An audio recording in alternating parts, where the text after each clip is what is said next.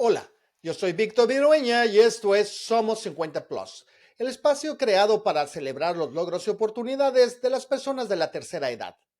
En este episodio vamos a continuar con la segunda parte de la entrevista a Gustavo Irales, un personaje de la historia reciente en México y cuyo testimonio vale la pena escuchar. Por favor, acompáñenme.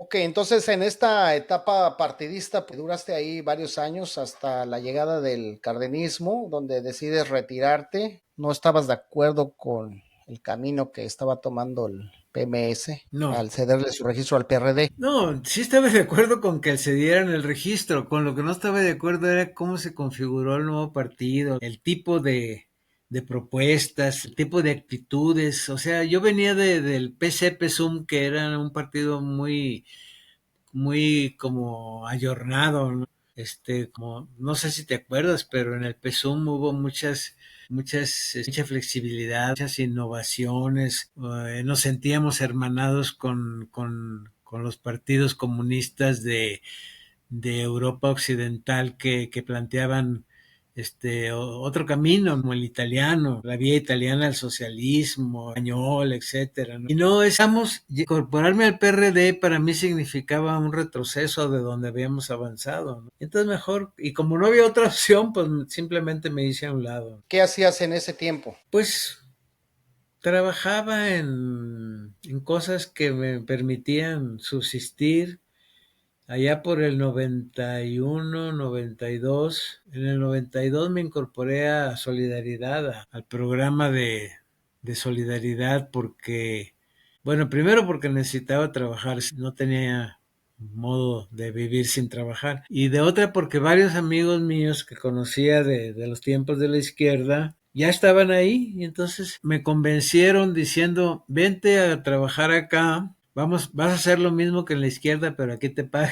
Era un poco o sea, ¿Y organizar a la gente, era etcétera. Colosio, era quien estaba a cargo del programa en ese entonces o No, todavía no? no, en ese tiempo todavía Colosio no, creo que Colosio todavía era presidente del PRI, algo así. No, el que estaba a cargo del programa de solidaridad era Carlos Rojas. Oh, ok, Carlos Rojas, claro. Sí, ¿Y cuánto y con tiempo él yo trabajaste tuve, ahí? ¿Cuánto tiempo trabajaste ahí? estuve como 2 años, porque en el 92 nos fuimos varios de los que estábamos en solidaridad, nos fuimos a un programa dentro del mismo Solidaridad que se llamaba, ¿cómo se llamaba? Era como la escuela de solidaridad, ¿no? El Instituto Nacional de Solidaridad o algo así se llamaba. Fíjate que se me va la onda, ya no me acuerdo bien. Pero el caso es que ahí recibíamos a presidentes municipales de todos los partidos, comités de solidaridad, a pequeños empresarios, campesinos, y los instruíamos en dos cosas, en lo que era solidaridad, en sus bases filosóficas, etcétera, y en cómo promover sus intereses, cómo acercarse al gobierno para solicitar, pedir, demandar esto o lo otro, ¿no? Y Bueno, entonces uno tuve de los rasgos de ese programa era de que las comunidades escogían los programas, ¿no? O dependiendo de sus necesidades, era como el gobierno canalizaba los recursos. sí, y un poco también qué recursos, o mejor dicho, cuáles eran las necesidades prioritarias y por lo tanto ellos decían qué era lo que preferían hacer, ¿no?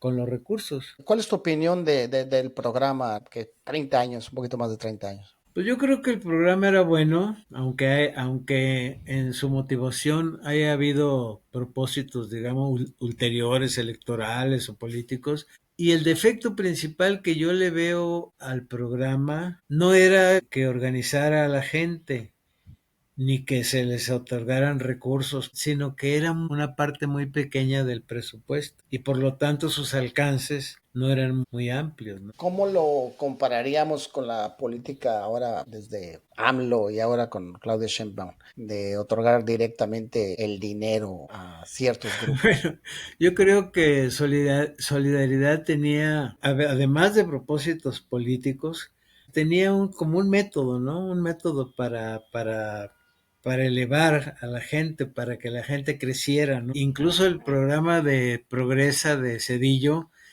estimulaba a la gente a que enviara, por ejemplo, a los niños a la escuela. Si tú envías a los niños a la escuela, se te apoya con esto. Si tú envías a 2 niños, se te apoya con esto más, ¿no? Pero ahora es un poco indiscriminado, ¿no? A todo el mundo, cumpliendo mínimos requisitos y a veces sin ellos, ¿no? Yo no estoy en contra de los programas sociales, pero me parece que la manera como se aplican podría ser más pedagógica, más educativa, más no tomar a la gente como está, sino tratar de elevarla un poco, ¿no? Pero ¿o sí estarías de acuerdo que con estos programas actualmente son 100% electoreros? Digamos que son electoreros, pero básicamente son asistencialistas, ¿no? No tienen prácticamente ningún otro filón. ¿No ayudan a las personas a salir de una situación de pobreza o de marginalidad? No hay estímulos más allá del propio recurso económico, ¿no? Vamos a regresar un poquito en el tiempo. Acabas de sacar un libro, 1994, El huevo de la serpiente. Ah, Termina el sexenio de Salinas, como terminó, en medio del asesinato de Colosio, de Ruiz Massieu, con un proceso, con el levantamiento del EZLN, con la entrada del Tratado de Libre Comercio, un momento muy difícil para la vida del país. Cuéntanos de tremendo. lo que hablas en tu libro. Aparte porque ahorita vamos a mencionar, está en boga ahorita todo eso, y ahorita vamos a platicar de eso. Que yo no tenía la menor idea de que se iba a poner en boga todo eso. Yo hice el libro, déjame decirte por qué. Porque Netflix sacó un programa sobre el 94 que se me hizo chafísima, ¿no? Donde Federico Arriola era prácticamente el vocero del 94. Y dije, no puede ser, ¿no? Y como yo tenía mis archivos y todo, dije, bueno, pues voy a poner a hacer un libro donde trate de plantear lo que yo considero que fue el verdadero hilo conductor del 94 y no lo que dice Federico Arreola. A ver, cuéntanos un poquito de tu punto de vista. ¿Dónde, decía Vargas Llosa, dónde se jodió el Perú? Yo te preguntaría, ¿dónde se jodió México en ese año? Fíjate que yo creo que Salinas iba muy bien, todo le estaba saliendo muy bien, pero había como un pecado oculto que era el pecado de la ilegitimidad de su elección, ¿no? Y como que nadie tenía la fuerza para cobrarle ese pecado. Y de repente, como escribió Jorge Castañeda, pues sorpresas te da la vida, ¿no? Y la sorpresa que dio la vida fue justamente por ese pecado, por la ilegitimidad, que fue la insurrección del EZLN, ¿no? Y además, junto con el pecado de la ilegitimidad, pues había muchos otros pecados que no se notaban tanto, pero que ahí estaban. Por ejemplo, la manera como Salinas repartió las propiedades del Estado entre muchos empresarios que no necesariamente cumplían con los requisitos escritos, ¿no? Por hablar de Telmex o los bancos o ese tipo de cosas que venían acumulando, o la manera como Salinas hizo aquella famosa reunión con empresarios donde todo el mundo se cayó con su $1,000,000, ¿no? Para la campaña política del PRI. Si quieres, brevemente vamos tocando tema por tema. ¿Quién mató a Colosio? Porque tienes un libro también sobre aborto y una investigación ahí que hiciste. Sí, no, yo sostengo, desde el primer momento sostuve que era un asesino solitario, que era Mario Aburto, ¿no? Y después vinieron 1000 investigaciones y al final volvimos a caer en lo mismo, que era un asesino solitario. Me refiero a la última investigación que hizo el fiscal Luis Raúl González Pérez, que por cierto después fue mi jefe en la CNDH, y que finalmente concluyó en lo mismo, después de un gasto presupuestal extraordinario. O sea, Raúl buscó debajo de todas las piedras y al final tuvo que concluir en que era un asesino solitario porque no encontró ningún vínculo más allá del propio Mario Aburto, ¿no? O sea que Aburto era una persona que vivía ensimismado, que vivía bajo sus ideales, se radicaliza y piensa que va a salvar al país al matar al candidato. Bueno, esa es una manera de verlo, ¿no? Otra manera es, no sé si has oído hablar del síndrome de Heróstrato. A ver, cuéntame. Heróstrato era un personaje de la antigua Grecia que quería pasar a la historia, pero no tenía ninguna virtud para pasar a la historia por el lado bueno. Y entonces quemó el templo de Diana en Efeso. Y entonces pasó a la historia, pero Pasó por la lo historia. malo, ¿no? Yo creo que Aburto es, como muchos otros asesinos solitarios, es un ejemplar de ese síndrome de Heróstrato, ¿no? Egocéntrico y Egocéntrico, sin ninguna empatía con nada ni con nadie, todo cocinándolo internamente, ¿no? Ni a su novia se atrevía a platicarle lo que iba a hacer, nada más les dejaba entrever que iba a hacer algo que iba a conmover al mundo o a México. Y bueno, hay muchos ejemplos. El Lee Harvey Oswald era mutatis mutandis, otro ejemplar de eso, ¿no? El que mató a John Lennon, que no me acuerdo ni cómo se llama, otro canijo así, ¿no? Gentes que no pueden hacer y el el fallo de bien. seguridad terrible, ¿no? El fallo en la seguridad del candidato terrible, imperdonable. De Colosio, que No falló, funcionó dices. el esquema de seguridad. Era muy difícil, o sea, Colosio se enojaba cuando no lo dejaban acercarse a la gente y les gritoneaba su seguridad, ¿no? Y tuvo muchas fricciones con seguridad por eso, porque ellos querían preservarlo y él quería acercarse a la gente. Y yo no sé si Aburto tenía calculado eso, pero de que lo aprovechó, lo aprovechó. En ese Colosio iba entonces, ¿dónde, bajando. dónde estabas? Yo estaba aquí en la Ciudad de México trabajando en gobernación con Jorge Carpizo. ¿Cómo fue que llegas con Jorge Carpizo? Él sale de rector y después el presidente Salinas. Creo que primero estuvo en la comisión, recuérdame, la comisión, ¿verdad? Y Primero después a estuvo en la gobernación. Comisión Nacional de Derechos Humanos después de que fue ministro de la Suprema Corte y después de haber sido rector y todo. Entonces yo me hice amigo de Jorge Carpizo en la lucha por los derechos humanos antes de que lo nombraran presidente de la Comisionado o algo comisión, así, sí. en esos días. Y luego estuvimos juntos en foros y todo eso, y nos hicimos amigos más o menos, ¿no? Pero nunca me invitó. Yo quería que me invitara a la comisión y nunca me invitó, ¿no? Pero después, cuando lo nombraron en la Procuraduría, Tere Jardí era muy cercana a él. Él la hizo delegada de la PGR en Chihuahua. Y no sé cómo Tere un día le di y estaban platicando de cuán descompuesta estaba la PGR, cuánta corrupción había. Y Tere le dijo a Carpizo que se necesitaba gente como yo ahí, en una de las tantas dependencias. Y entonces Carpizo le dijo, ¿tú crees que quiera trabajar aquí? Bueno, pues plantéaselo, le dijo Tere, ¿no? Y yo estaba ahí en ese tiempo en el INSOL, ya me acordé cómo se llamaba, el Instituto Nacional de Solidaridad. Y me habla Carpizo y me dice, oye, quiero platicar contigo, ya voy. Y me dice, fíjate cómo me recibió. ¿Cuánto ganas ahí en donde estás? No, le dije, pues 8,000 pesos. Aquí te voy a pagar el doble, vente para acá. Y yo, ¿qué? ¿Qué quieres que haga? Yo, la verdad, me asusté, ¿eh? Porque pues la PGR, imagínate la fama que tenía la PGR en ese tiempo todavía. No, pues ya me dijo que quería que lo apoyara en un área muy canija, que era la de erradicación de cultivos ilícitos, detección y erradicación de cultivos ilícitos. Y como yo no estaba muy a gusto en solidaridad en ese tiempo y porque todo el mundo se estaba yendo a la campaña de Colosio, y yo no iba a ir, ¿verdad? Evidentemente. Entonces dije, bueno, pues sí, me voy con Carpizo, ¿no? Y apenas tenía un mes o un mes y medio ahí en la PGR, cuando viene la insurrección del ZLN, que Salinas lo nombra secretario de Gobernación y nos vamos con él, algunos, ¿no? De que estábamos con él. Porque me dijo Carpizo, ¿quieres quedarte en la PGR con Diego Valadez? Y le dije, ni de chiste. Y me dijo, ¿por qué? Mira, yo a Diego Valadez no le tengo mala onda, le dije, pero trae a una gente, trae a un canijo que fue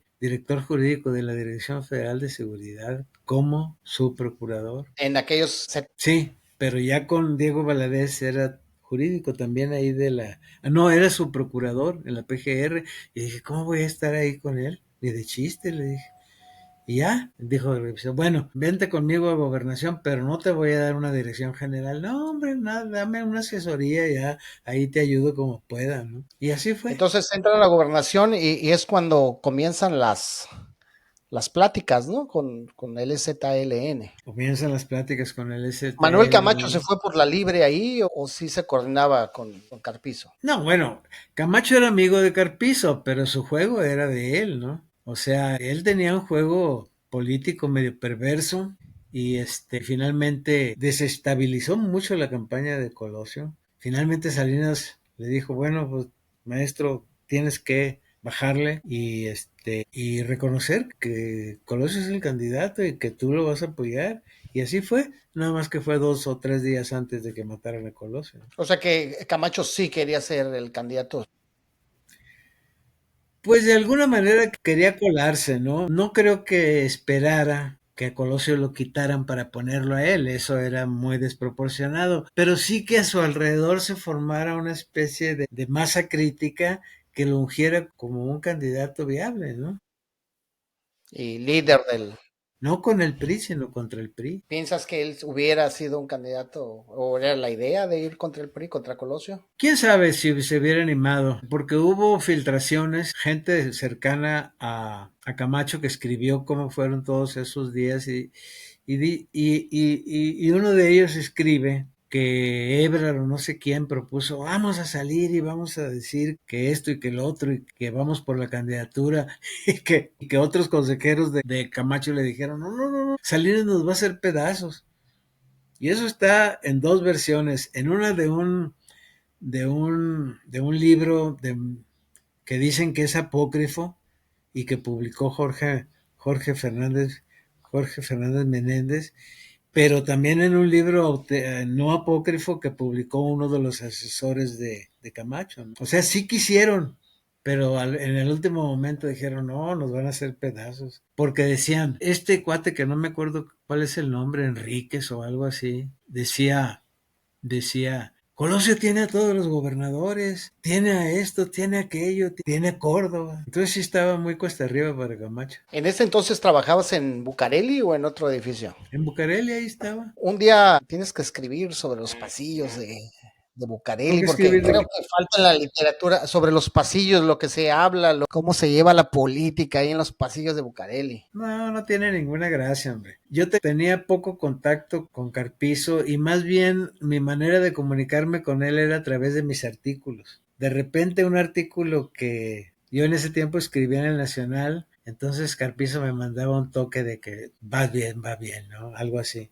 Pero no tenía mucho contacto. Con decirte que el coordinador de asesores era este exgobernador de Veracruz que acaba de morir, ¿cómo se llama? Fidel Herrera. Fidel Herrera. Yo con Fidel Herrera ni a las canicas, ¿no? Siempre fue un pillo, un corruptazo. Y dentro del 94, ya tocamos lo de Colosio, lo de Camacho, del EZLN, ¿el gobierno sabía o no sabía, en tu opinión, acerca de esta rebelión? Sí sabía, lo que no sabía eran las dimensiones. Por supuesto que sabía, el ejército sabía, Salinas sabía, el CISEN sabía, Colosio sabía, todos han reconocido que sabían. Salinas es el que se hace más loco, ¿no? Se hace el que no sabía, pero todo el mundo piensa que sí sabía. ¿Cómo no iba a saber? Pues que entonces, ¿para qué servía la inteligencia? Vamos a decir que el CISEN no servía, pero la inteligencia militar ahí estaba, ¿no? ¿Qué es lo que no sabían? Los alcances, las dimensiones. Nunca pensaron que tuviera tal enraizamiento en tantas comunidades. Y tal vez también la capacidad de comunicación de Marcos, ¿no? Que no se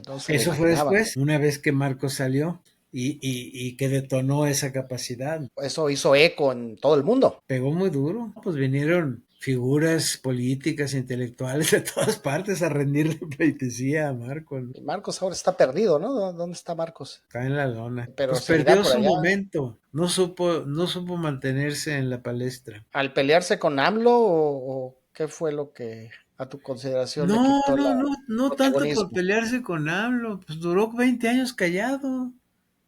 De repente sacaba el dedo y ya nadie se volvía a acordar de él. Incluso en la serie esa del 94, muy anodino, ¿no? Crítico, pero anodino porque no dice nada que no digan otros o que no puedan decir otros, ¿no? Pero ese silencio después del 94, no estoy conspirando, ¿eh? No lleva a pensar de que estaba solamente planeado para pegarle a Salinas, pegarle al Tratado de Libre Comercio, escogieron muy bien el momento y después desaparecen. Bueno, estaba planeado para hacer lo que hizo. Lo que pasa es que no pudo ir más allá de donde hizo, de lo que hizo. Mi tesis, corroborada por otras fuentes, pero que, digamos, no han salido muchos a decirlo, es que Marcos no solo quería pegarle a Salinas y no solo quería arruinar el Tratado de Libre Comercio, sino quería, en los términos de los tratados internacionales como Ginebra y otros, quería convertirse y ser reconocido como fuerza beligerante, lo cual tiene implicaciones políticas y militares. Pero para ser reconocido como fuerza beligerante tenía que haber dado un golpe militar que no pudo dar y que era la toma del ejército de Rancho Grande, ¿no? No tenía ni siquiera las armas, ¿no? Suficientes para hacerlo. Me Tenía acuerdo armas de las para imágenes de palo, los rifles de nah, palo. esa era la finta. No, es que el ejército zapatista tenía, por así decirlo, dos grandes grupos o dos grandes destacamentos. Las fuerzas de élite, que fueron las que atacaron Rancho Grande, y los metecos, ¿no? Que eran muchos de los que traían rifles de palo, pero que se suponía que al desarmar a judiciales, al desarmar a policías o al entrar en combate con el ejército iban a recuperar armas. Pero muchas veces, como en Ocosingo, pues eso no se dio y los mataron con armas de verdad, pero ellos trayendo armas de palo, ¿no? Entonces O sea, ahí Marcos también una quería incapacidad militar. convertir al STLN en una fuerza beligerante reconocida internacionalmente, pero no pudo. Y a partir de que no pudo, todo fue en declive, porque tuvo que conformarse con el plan B. ¿Y el plan B cuál era? Pues las autonomías, etcétera, etcétera, que además Cedillo no le aceptó, ¿no? Porque eran un poquito desconocer la autoridad del Estado mexicano en ciertas zonas del país. Crear un estado dentro de otro estado. Pues un mini estado, ¿no? Que finalmente lo consiguieron, pero no pasó nada. O sea, tuvieron sus autonomías, sus caracoles, lo que yo llamé autonomía de empalizadas, ¿no? O sea, no era una autonomía hacia afuera, sino hacia adentro. Viene la sustitución de candidato por Ernesto Cedillo. ¿Por qué crees que Salinas escogió a Cedillo? ¿Por Porque su no tenía labor como más opciones. economista o por qué crees que escogió a Cedillo? Porque no tenía más opciones, él lo ha dicho. O sea, era Cedillo o era el presidente del PRI, imagínate. Que quiso además dar golpe de estado. Era un queretano, no recuerdo qué. Mariano Palacios. No, uno anterior, no recuerdo su nombre. Es más, no estoy seguro ni siquiera que fuera queretano. Muy conocido en aquel tiempo. Quiso dar golpe de estado y Salinas lo paró en seco, ¿no? Después de la muerte de Colosio. ¿Quién sería el presidente? ¿Say Jackson? ¿Enrique No, Jackson? no era un tal Ortiz, no sé qué. Vamos a checar No lo rápidamente. recuerdo.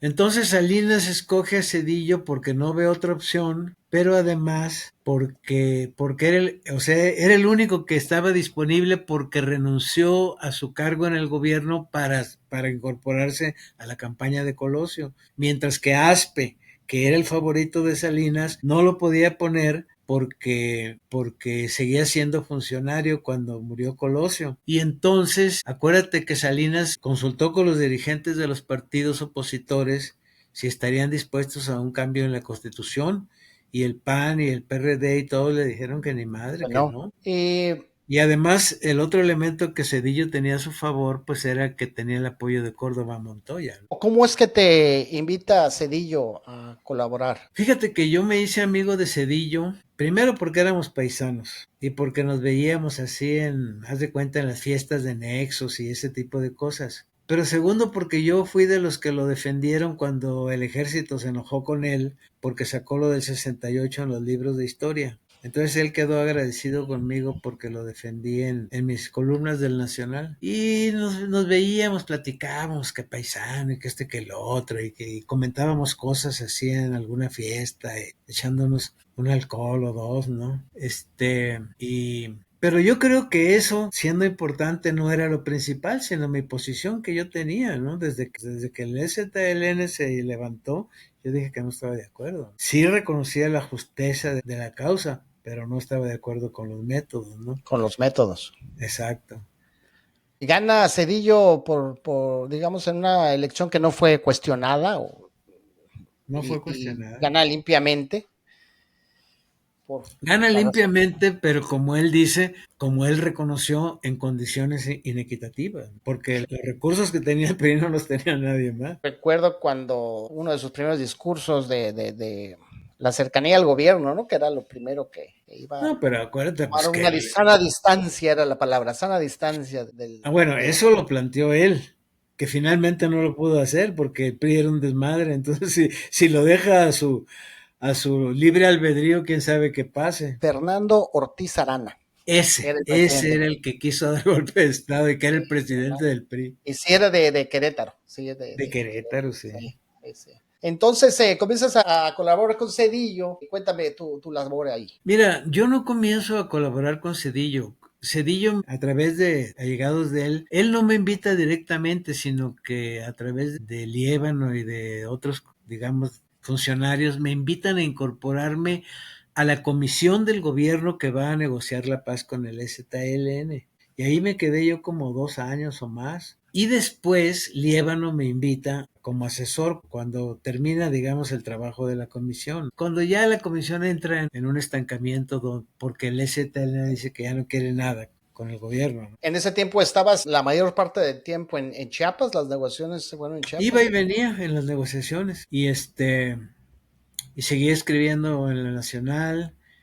Y cuando termina ese periodo de la comisión, es cuando Liébano me invita a nombre de Cedillo a incorporarme al grupo de asesores que eran como, no sé, 20 o no sé cuántos, ¿no? Y básicamente yo colaboraba en temas de Chiapas, era uno, pero también otro eran los magnicidios, ¿no? La manera como los fiscales los llevaban, ¿no? Yo he platicado muchas veces que un día Cedillo me preguntó, ¿cómo ves a Chapa Besanilla?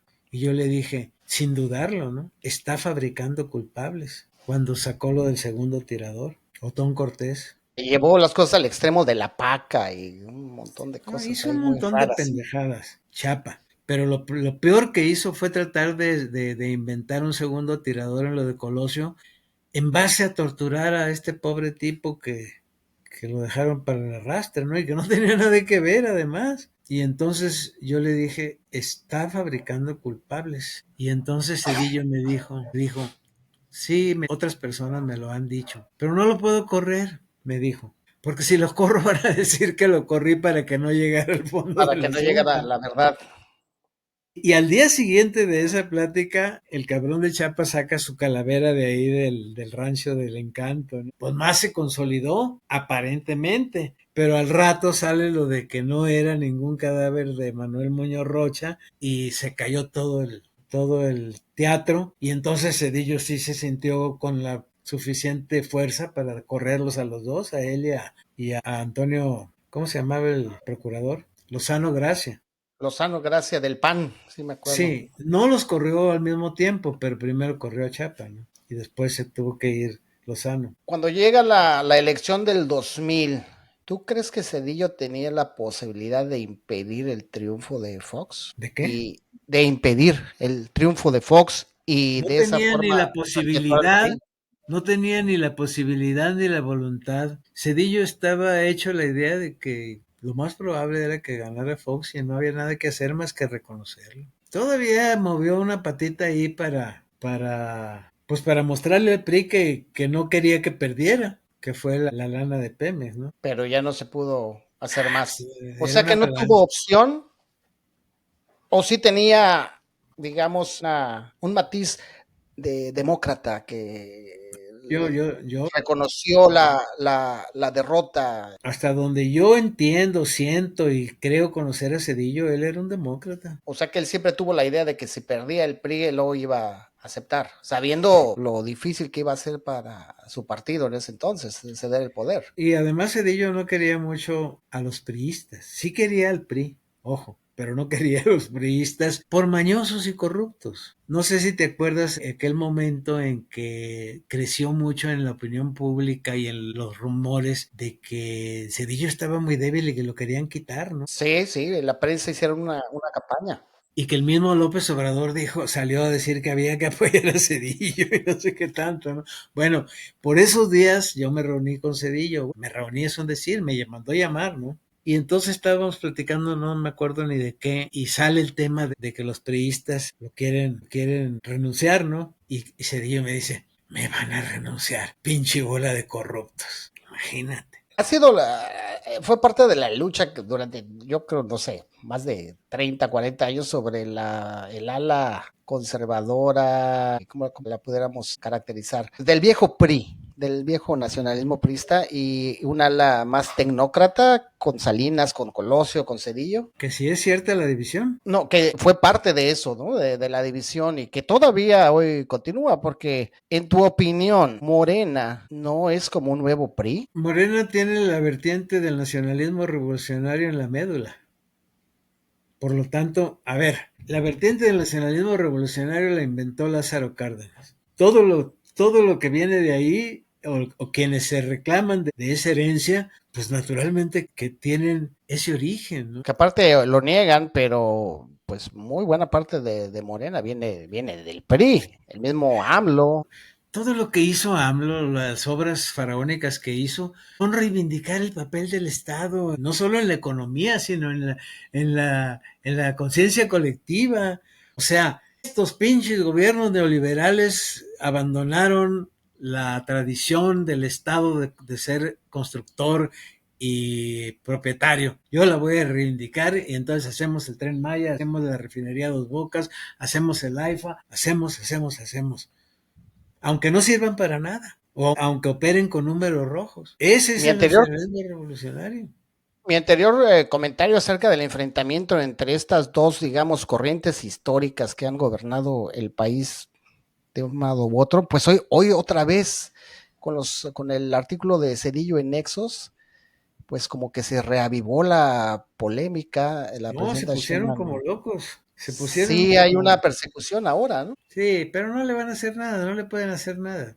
Para empezar, Cedillo ni vive aquí. Segundo, ¿qué le pueden hacer? ¿Quitarle su pensión del Banco de México? Pues para empezar, ¿cómo? Si tiene derecho a ella, es legal. Ya les quitaron la pensión a todos los expresidentes. Y un derecho que tiene ganado por ley, ¿se lo van a quitar? Aparte de calumniarlo y de perseguirlo, yo creo que no le pueden hacer nada.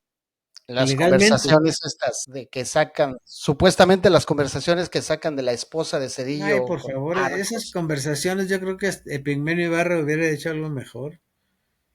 Chafísimas, yo las estaba oyendo. No parece la esposa de Cedillo, parece una señora que vendía tamales en la esquina de tal pueblo de Tepic o de Sonora, ¿no? Yo no le doy ninguna credibilidad a eso. ¿Tú sí crees que la democracia en México está desapareciendo con Morena? Yo lo que creo es que Morena está haciendo todo lo posible por anularla, por dejar el cascarón de la democracia, pero en el fondo regresar a un estadio donde el partido único y el presidente o la presidenta son los que son los que determinan lo que se va a hacer para el país. Eso es lo que creo, es lo que estoy viendo. O sea, regresar al modelo de la dictadura perfecta. Pero peor, porque con Salinas la jugaba. Pero estos ni la juegan, son descarados. Pero han acumulado un enorme poder, el Ah, Congreso, no, la sin mayoría de los duda. senadores, ahora la Corte. Pues es que han sido muy cínicos y y muy descarados, pero a muchísima gente le gusta eso. ¿Y la izquierda dónde queda? Pues la izquierda está ahorita atorada entre los restos del PRD que ya casi ni respiran, mucha gente suelta, mucha gente que busca crear un nuevo partido, pero que no se ve nada fácil.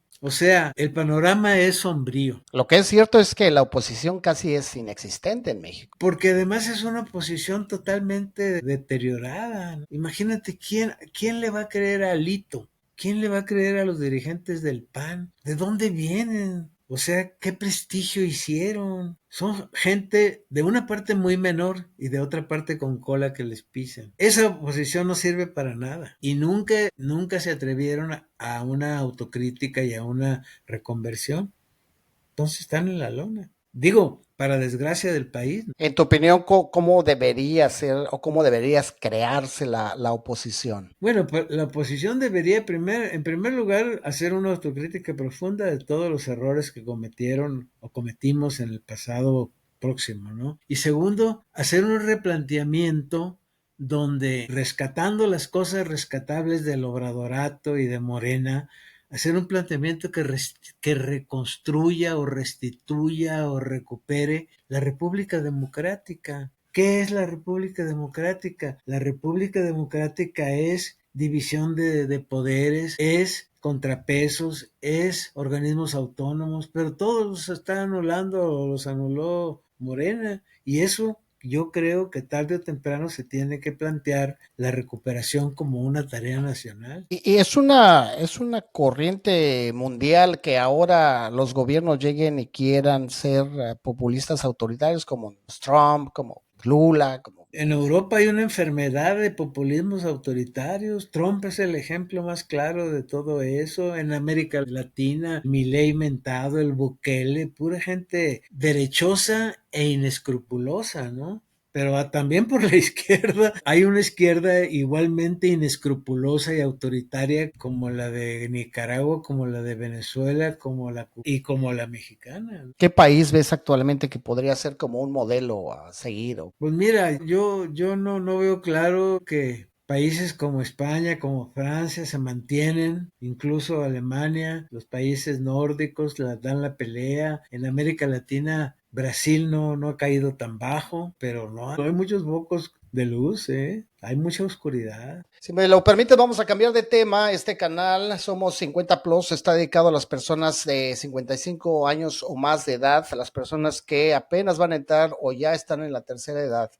Acabas de cumplir 80 años, pero sigues siendo joven por dentro. De ¿Qué corazón. aspectos de tu juventud sigues llevando contigo hoy en día? Pues mira, eso es como la frase que retomé de Camus, ¿no? O sea, mi cuerpo ha envejecido, muchas de mis facultades han decrecido, la memoria ya no me ayuda mucho, ya no puedo correr, de repente me duelen mucho las rodillas, tengo hipertensión, pero yo me siento como si tuviera 30 o 40 años en cuanto a cómo veo el mundo. Es decir, me sigue gustando, por ejemplo, la música que me gustaba hace 50 años, el rock and roll, por ejemplo, ¿no?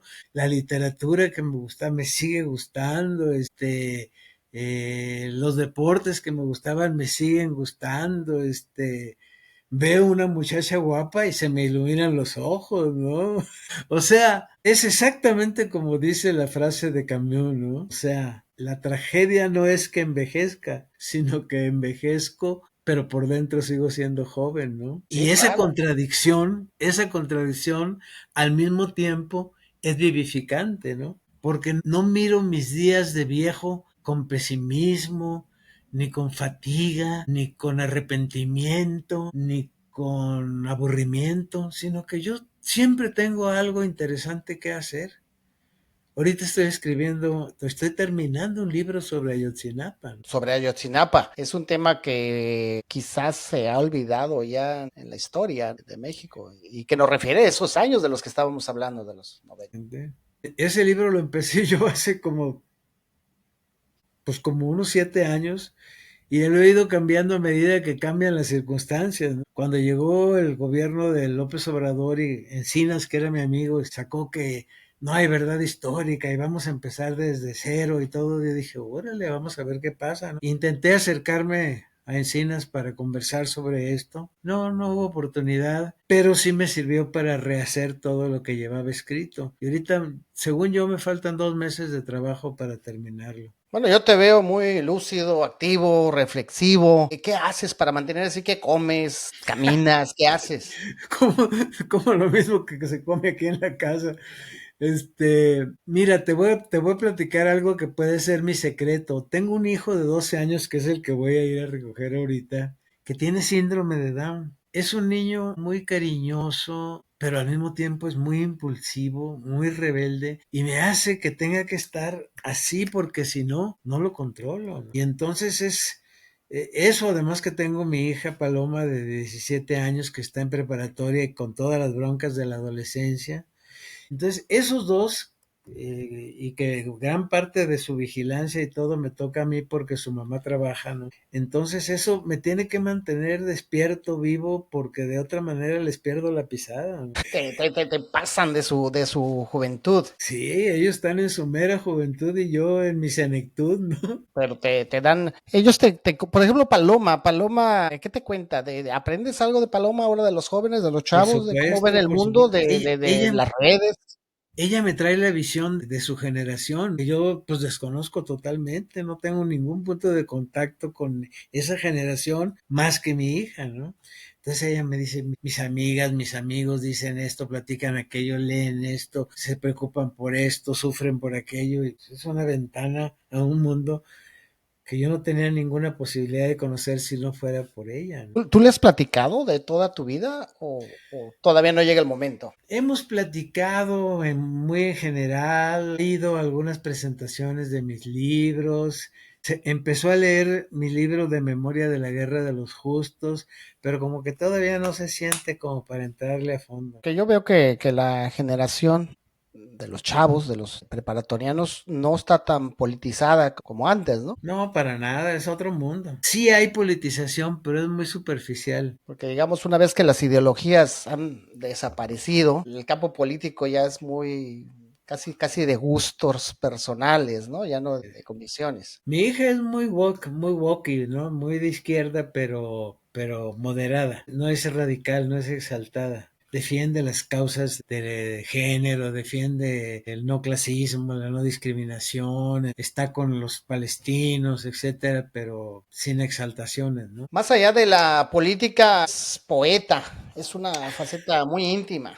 ¿Qué encontraste en Sí. la poesía y cómo ha sido este proceso de convertirte en poeta? Fíjate que yo no me considero poeta porque no he escrito nunca un libro de poesías, un libro de poesías. Yo lo que he escrito son poemas intermitentes en el tiempo. Empecé a escribir en la cárcel y un día junté mis poemas y publiqué un libro de esos poemas, ¿no?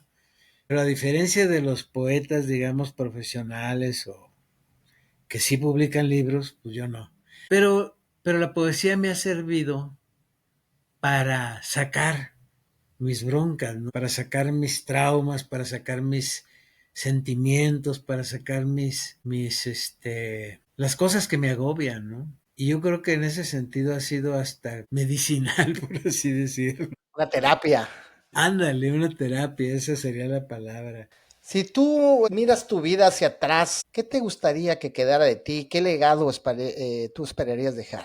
¿Cuál sería tu legado personal? Mi legado personal sería que, que fui un hombre que tuvo muchas equivocaciones, pero que estas fueron llevado por el afán de justicia, ¿no? Y en un momento dado me di cuenta que la justicia no justifica todo y que el fin no justifica los medios. Y de un tiempo para acá, lo que es mi guía no es tanto una lucha intransigente por la justicia, sino, y junto con ello, una lucha por la verdad. Y nuestra sociedad es de tal naturaleza que las mentiras, los rumores, noticias falsas abundan, ¿no? Y yo he escogido algunas de estas por la trascendencia o por la gravedad que tienen, algunas de estas mentiras, de estos bulos, de estas mistificaciones, atacarlos, montarlos y mostrar en la medida de lo posible cuál es la realidad de las cosas, ¿no? Digamos que mi herencia sería, si me preguntan, primero justiciero y ahora búsqueda de la verdad, ¿no? Luchar por la verdad. Una excelente respuesta. Si quieres, yo sé que te tienes que ir. Voy a concluir el programa y que no sea la última vez. Yo creo que esta charla se nos fueron 2 horas muy bien platicadas. Platicamos de muchos temas. Sí, me gustó mucho porque eres un hombre muy informado, muy bien informado. Y a pesar de que no estoy en México hace mucho tiempo, sigo amando a México, sigo estando preocupado por lo que pasa en México. Y yo creo que de verdad, Gustavo, eres una de las pocas voces inteligentes, serenas y sobre todo que no tienes un compromiso partidista y eso te da legitimidad a los puntos de vista que Te agradezco mucho eso que manifiestas. dices. Entonces se tiene que difundir más tu voz. Yo creo que vas a convencer a mucha gente. Espero que este capítulo le llegue a muchísima gente que te conozca. Claro que sí, estoy a tus órdenes cuando quieras. Voy a cerrar el programa y vamos a seguir en contacto, Gustavo. Por ahí te Claro que voy a sí, comentar. Hoy hemos recorrido muchas vidas en una sola. Gustavo Irales nos muestra que envejecer no es apagarse, sino volverse más intenso, más lúcido, más humano. Gracias por acompañarnos en este episodio de Somos 50 Plus. Si te gustó esta conversación, no olvides suscribirte al canal y darle like. De esta manera, el algoritmo lo compartirá con más personas que, como tú, buscan el contenido que inspire y enriquezca sus vidas. Nos vemos en el próximo episodio. Muchas gracias, Gustavo, por este tiempo que nos has regalado. muchas gracias a ti y a ustedes en general. We are 50 plus.